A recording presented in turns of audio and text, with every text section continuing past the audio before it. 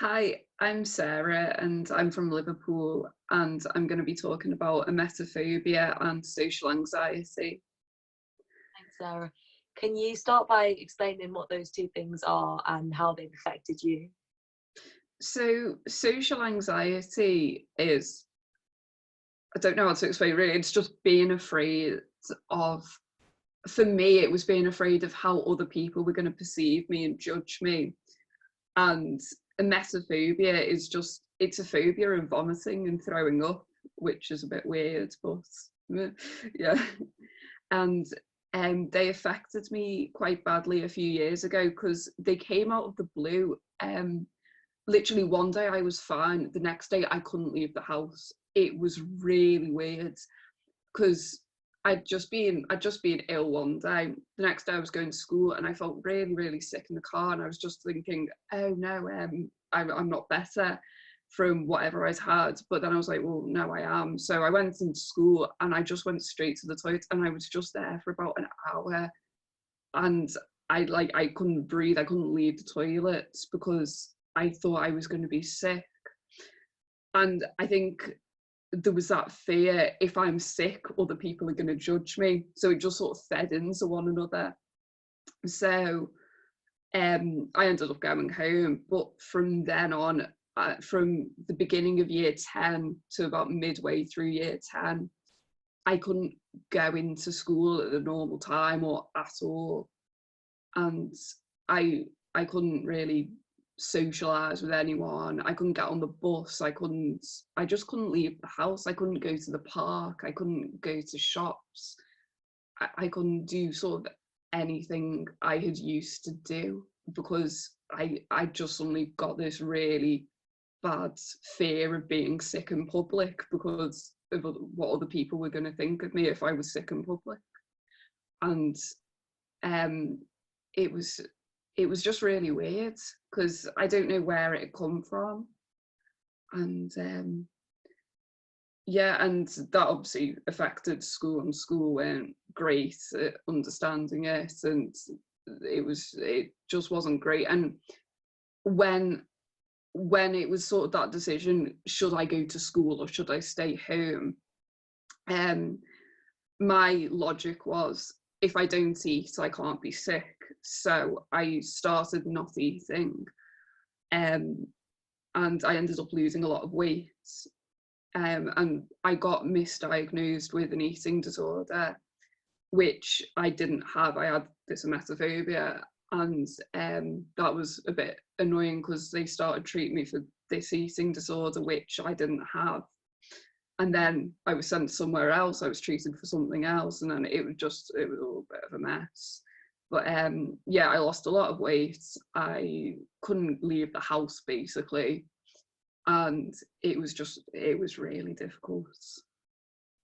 Yeah, it sounds so difficult, and what's surprising is that obviously even medical professionals couldn't identify it for what it was and were misdiagnosing you. Why do you think that is? And do you think there are a lot of misconceptions about this?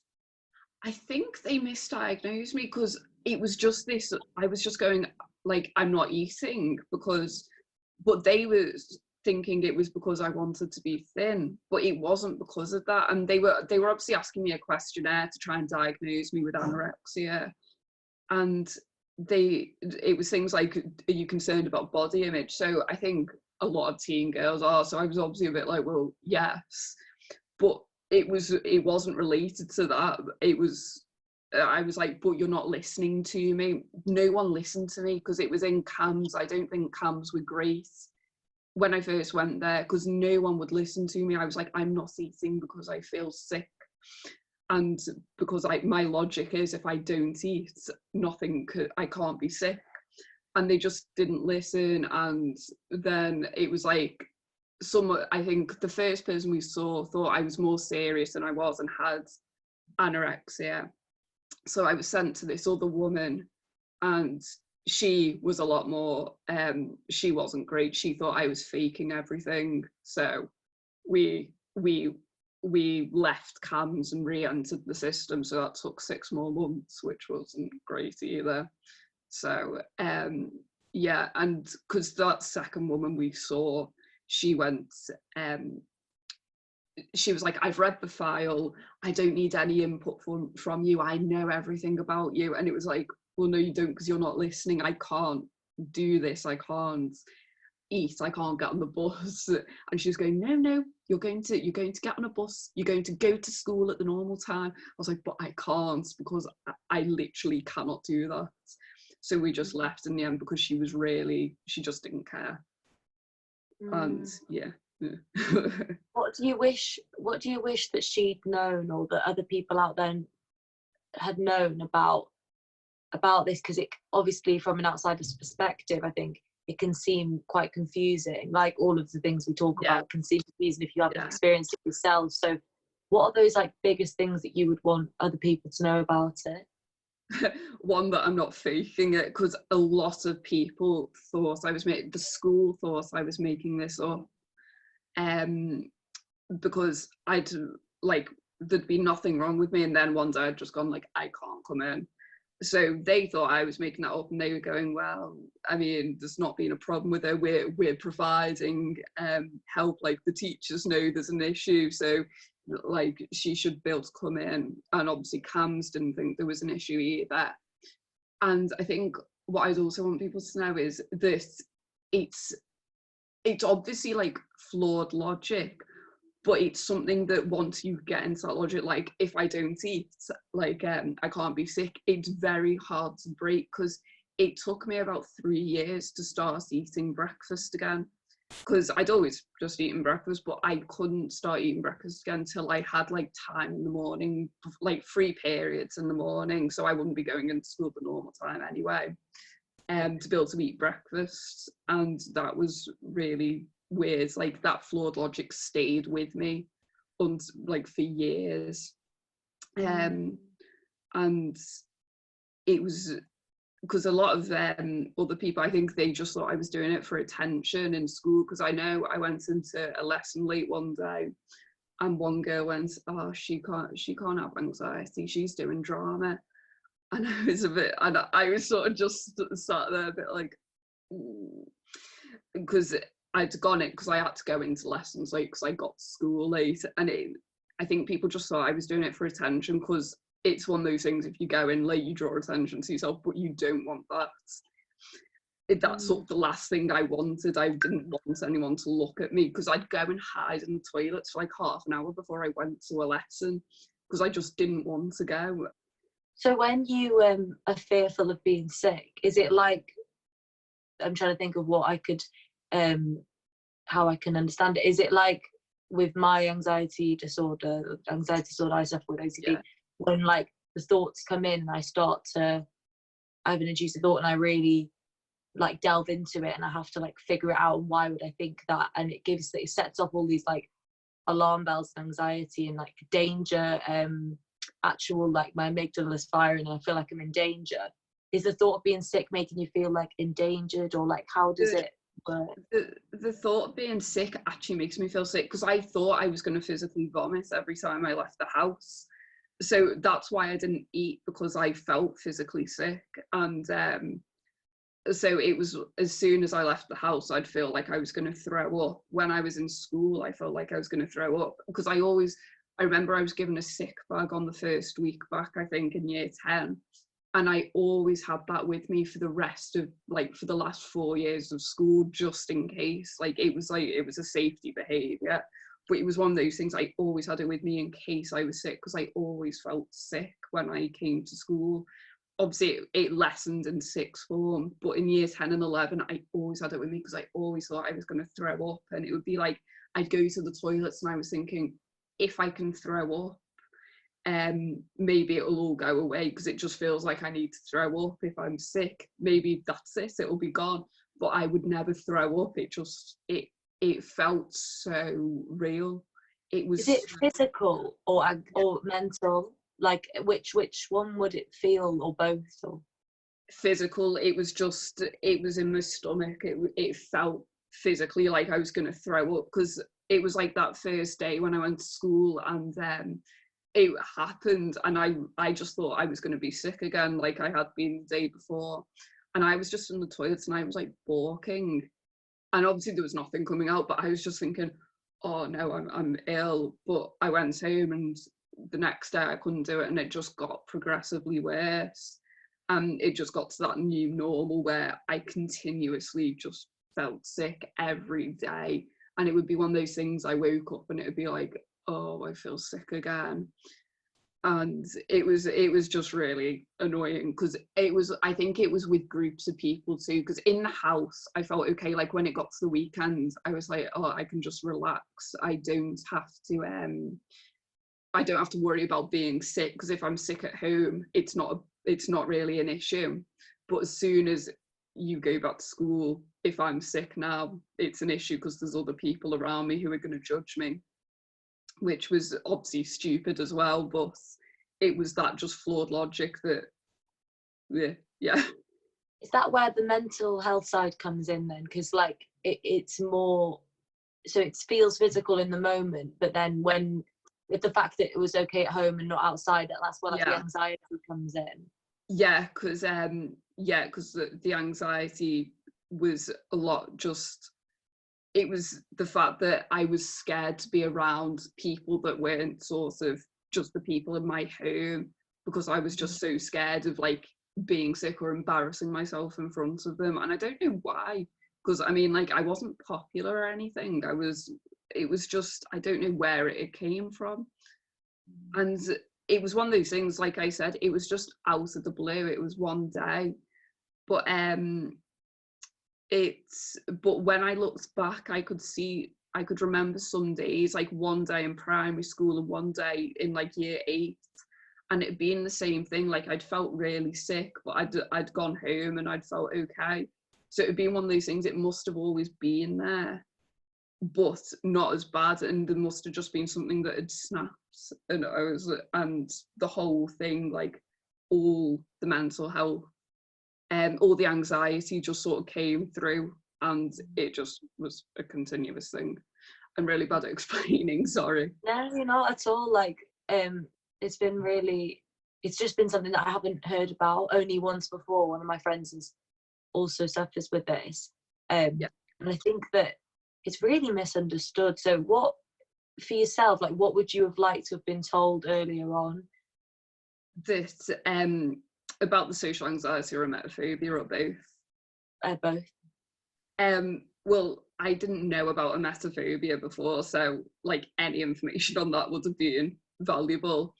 About the social anxiety, obviously I think there's this preconception, especially among sort of like young teenage girls, that it's this sort of quirky thing, it's this like fun thing, or not fun, but like it's this quirky personality trait, because you see all those like marketing things, like it's anxiety on a t-shirt or something, and people think it's just sort of feeling a bit scared or a bit anxious before, like if you go out, if you go to party, like maybe you're just a bit shy or something. But it's not, because it actually affects your, like in my case, obviously I couldn't leave the house. For some people, obviously it causes panic attacks. For other people it can cause other issues, but it's one of those things where it affects your life to a massive degree that's not seen widely enough. And I think in media too, they sort of portray anxiety as just this thing where it's like, oh, you might feel a bit worried or a bit scared and have like a bit of a panic attack, like obviously like you might have a panic attack, but I think there's a lot more to it than just panic attacks. I think you're sort of, you sort of think it's just panic attacks, but it's not. It's a continuous, you're continuously worried, you're continuously thinking of that next time you have to go out or leave the house, in my case, because I always thought when I got home on Friday, I was like, I have to go back out on Monday. And it would just, it's relentless. It sounds so difficult, and I understand that part about being relentless and it being like once one part of it is over, my anxiety sort of, once one thing is over, it's like the next comes, and it's like worrying about the fear in the fear before it's even got there. And but obviously these things like affect all aspects of your life, and I think that that's something I'm wanting to like get across to people who Yeah, kind of are a definitely. bit skeptical and cynical about people talking about their struggles. It's like these things affect all aspects of our life, Yeah, like yeah, when you're in the midst of it, but obviously we can recover and get better. And yeah. what has helped you in your recovery? Well, I had a few years of therapy at CAMS, and I don't think that helped me a lot because I was so sort of badly affected. It just they were trying to do exposure therapy with me, and so then I was like, can I just have the medication? Like, give me the pills. I'm sick of this. So that's what helps me. Like, the only thing that helped me was those was the pills they put me on, which in a way, if I'd known that, I would have gone on them straight away. But I I was quite stubborn because I think the issue was I'd sort of gone to CAMS, I'd left, and then it had been another 6 months. And when I got there, I'd sort of got past the worst part of it initially. And I sort of went to them, I don't want the medication yet because I've got past the worst part without you. So if you're going to be giving me counselling, why should I then have to go on medication? And that was obviously stupid of me. I don't think they would have let me go on medication straight away either because they wanted to see how severe I was. Um, but obviously that was quite stupid of me to be like, I got through the worst part on my own, so if you're giving me counselling, I should be fine. Because it wasn't. I had another relapse a year later when I did my GCSEs, and then I got put on the pills, which made me a lot better. And how old are you now? 19. 19. So it's been like how long since it first came? How old was I? I would have been 14 when it first came on. Yeah. So You tried a few different things, and I think that is important to mention, is that there's a lot of stigma around medication. yeah, I don't personally take medication, and exposure therapy and like CBT did help with what I struggled with. yeah, But I think it's important that people don't feel like they have to go down any one route because of what yeah, like their like society is telling them. I think it's really yeah, important to evaluate what's best for you and what's going to work for you, and try different things out and be open to experimenting with what will work for you. I think yeah. is Because really important. I think I had a stigma about the medication. I was like, I don't want to go on pills for something I should be able to do myself. But they've helped me, and I don't think I can't see myself coming off them anytime soon. Because yeah. To summarize, what would you like people to mainly take away from this today? If someone is suffering with like social anxiety, they're not faking it. And if they're in a public situation, that doesn't mean they've not got it. They're probably very stressed in that moment. And it's probably taking a lot of effort for them to be there. I think we need to move away from that sort of quirky image. It's all a bit fun. It's all a bit it's a cute personality trait because it's not. It affects every part of your life, and it really hinders everything. It damages your life because it damaged my teenage years. I'm never going to get them back. And with the emetophobia, I think just generally information, because I think that's a bit more of a niche thing, because people weren't aware of that. They thought I had an eating disorder, which I didn't. It causes disordered eating, but it's not an eating disorder in itself. But I think there needs to be more sort of awareness about how to treat it, more in probably the professional bit than public. But yeah.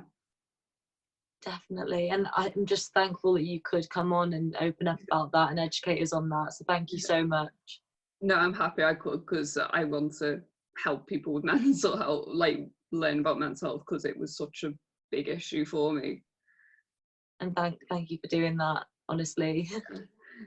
Yeah, no, thank you for having me.